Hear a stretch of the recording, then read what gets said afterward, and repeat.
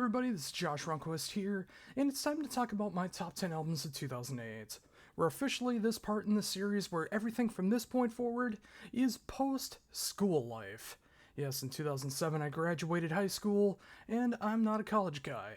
So let's see where life took me in 2008. At number 10 is the French band Debriefings with Building an Empire, the first album from this one-man band.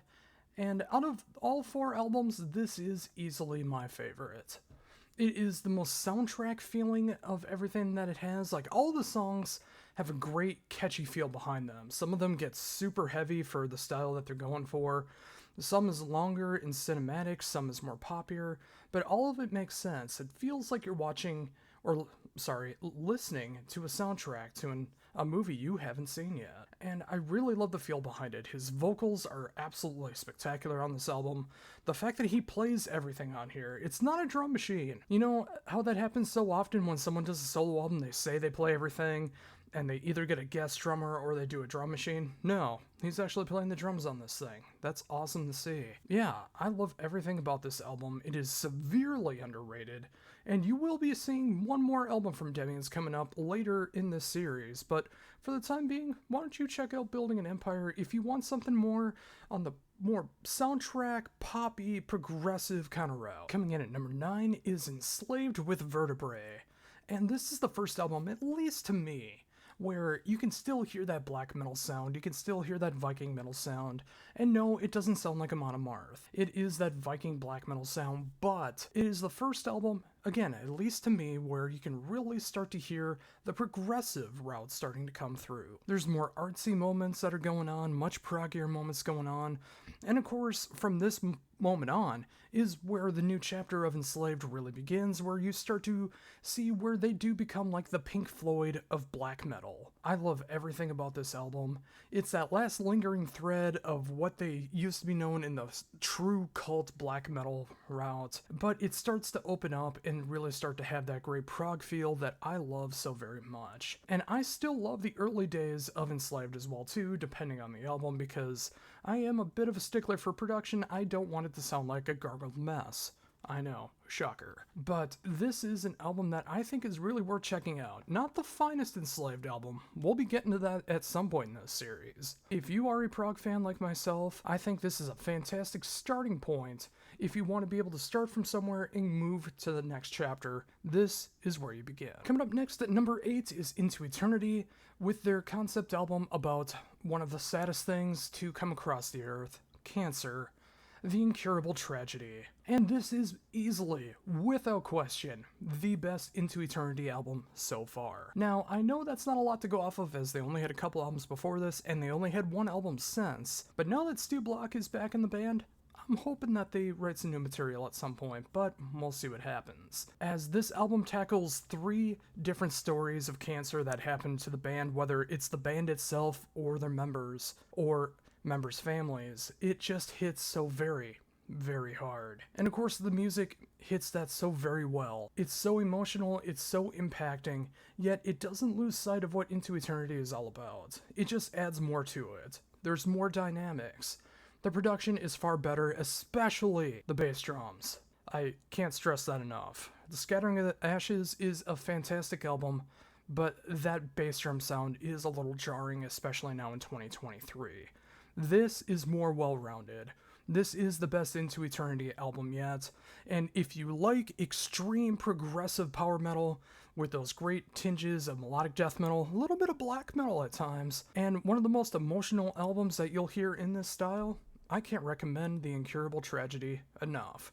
Just make sure that you have some tissues, as you will be weeping, especially when you pay attention to the lyrics. Coming up next at number 7 is a band from Trinidad known as Orange Sky with Dat Is Voodoo. I saw these guys open up for King's X in 2009, and it was one of the best shows I've ever seen in my entire life. I literally call it a life-changing show, because so many things happened around that time, and that was the pinnacle of that time, at least in my professional life, a very good thing. But with Orange Sky, they absolutely blew me away with their live show, combining progressive metal, heavy metal, near death metal at times, and that great sense of reggae that is just a great culmination of all things together while making things super catchy no matter what style of music that you're into. Whether you love Bob Marley, whether you love King's X, or even if you love something as heavy as Opeth, you're gonna find something to love about this album. And I could not recommend it more. I wish the guys were making more music. I understand that life can be hard, but I think they only put out 1 or 2 albums after this. Don't get me wrong, or don't get things twisted, I'm not entirely sure. But this was an album that I had to get, and I'm so thankful that I did.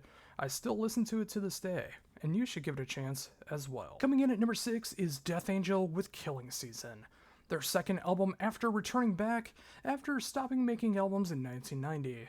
Of course, the 2004 album brought them back into the thrash metal world. This is their second album, so it doesn't get the love and appreciation that I feel it truly deserves. It gets super fast, super heavy, super catchy, super melodic, a little bit of proggy at times. It's got a little bit of everything that you should love as a thrash fan. And of course, Rob's vocals are just some of the most top tier vocals in all of thrash metal. And if you've never checked out Death Angel before, if you've only checked them out briefly, or if you are a lifelong Death Angel fan, why don't you give this one another spin and see if it changes your mind on anything? I think it deserves more love and attention than it gets, and after you check it out, you might be feeling the same way. And speaking of thrash metal returns, coming in at number 5 is Testament with what arguably is their best album, The Formation of Damnation. And the reason I say this is, not only is it a return after roughly a decade away, 9 years, this combines everything that I love about the band. If you love the old school thrash metal sounds that they had, it's on this album. If you love a little more of the alternative sounds that they do, it's partially on here. If you loved what they did with Demonic and The Gathering, oh, you better believe that's on here. And I feel like this is pinnacle Testament. And I kind of say that as the greatest compliment I can give, but also with a bit of sadness because I feel like they never truly topped this album yet. I still feel like they have it in them. I know they're working on a new album now, and it could easily be their best album to date, and I want to believe that. But to me, they have not beaten this album. And it's 2008, and I really want to see Chuck Billy and company put out the best album that they possibly can.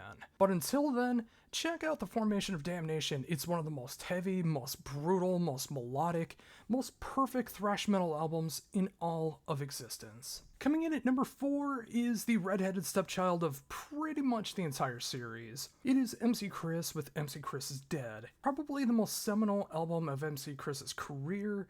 It hits everything that I love about what he does. It captures that nerd mentality of what I love so very, very much. Be it Star Wars, be it life in general, be it conventions, be it video games, be it movies, TV, pop culture, anything. MC Chris does it in such a way that is very fun, a very distinct sound in his voice, and he creates his own beats, which is very, very cool to see. And this isn't as much of a redhead stepchild as you might think, as Andrew WK actually shows up on the song Never Give Up, which is a pretty much straight up pop punk song. So it's rock adjacent, so it still counts in this goddamn list. But no, if you just want something completely different that doesn't take itself too seriously, that has its own little multi-universe going on with it, that is just meant to be fun, talk about the stuff that if you like nerdy things, you're gonna enjoy. It is hip-hop, it is nerdcore, which again is like hip-hop, but talking about nerd stuff. Pop punk, a little bit of rock, and in other albums actually gets near death metal at times, which is really insane to think about. Check out MC Chris, and you might as well start with what is widely regarded as his best album, MC Chris is Dead. Coming in at number 3 is one of my favorite bands that just broke up last year, Torch, with Neanderthal. Their sophomore album is pretty much a hodgepodge of every style of heavy music. It's got doom, it's got drone, it's got sludge, it's got progressive, it's got thrash, it's got pop rock, it's got punk, it's got experimental moments, it's got post-rock, it's got so much of everything. Every single song feels so different from one another, and it goes in so many different directions, but it does it with one key difference. It is all cohesive, whether it gets super fast, whether it gets super slow and dirgy, whether it's anything in between, it's got everything. and there's guaranteed to at least be one song that you like off of this album. Even if Steve Brooks' vocals may not be for you, they are for me, but I can understand why you might not. I still recommend giving this a shot because I think you could easily be won over. And it's weird because I saw them opening for Dredge, of all bands, for the first time, and that just blew my mind. I saw them open for Corrosion of Conformity several years later, and it fits so perfectly. And on their very last tour, they opened for Meshuggah and In Flames. So I guess you could say the band is pretty well-rounded. And if you're well-rounded like myself and like Torch was, you should give them a chance. Coming in at number 2 is one of my favorite solo albums of all time, Warrel Dane, with Praises to the War Machine. His lone solo album where he was still alive. A couple years ago, there was his posthumous album, which I still have not given a fair shot, as I know he was in the middle of doing everything when he passed away, and I'm still having a hard time wanting to even listen to it because I have so much attachment to Warrel Dane that it's just kind of hard for me to listen to it. I will one day.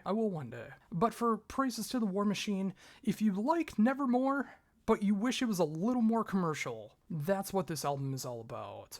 It takes all of the best emotional, heavy moments of Nevermore, but makes it a little more streamlined. Any of these songs could have easily been on rock radio if rock radio was better.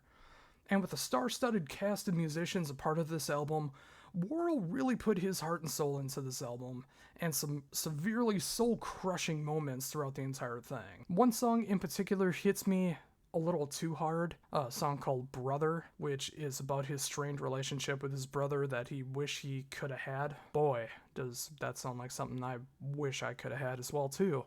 I think that's why it hits me so hard. But there's everything on here, whether it's anti-religion, whether it's anti-authority, whether it's broken families, whether it's love that got away.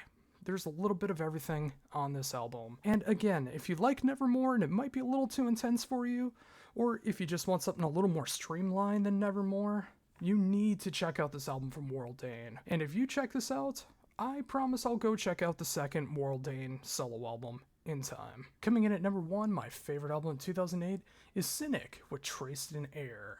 Not only is it my favorite album of 2008, but it's one of my favorite albums of all time. This album changed the way that I play drums, it changed the way that I listen to music, it changed everything about what I wanted in life. This album, at only 34 minutes, just affected me so very, very hard. And it comes down to 3 main components: Paul Masvidal, Sean Malone, and of course one of my biggest drumming heroes of all time, Sean Reinhardt. The way that he plays drums on this album is the way that I played drums for the longest time. I loved his approach of being like a jazz drummer in a tech death band. It just worked so perfectly. He played so skillfully. He was a master arranger and songwriter and musician, and it's so sad that he is gone for several years now, and I don't like saying that out loud.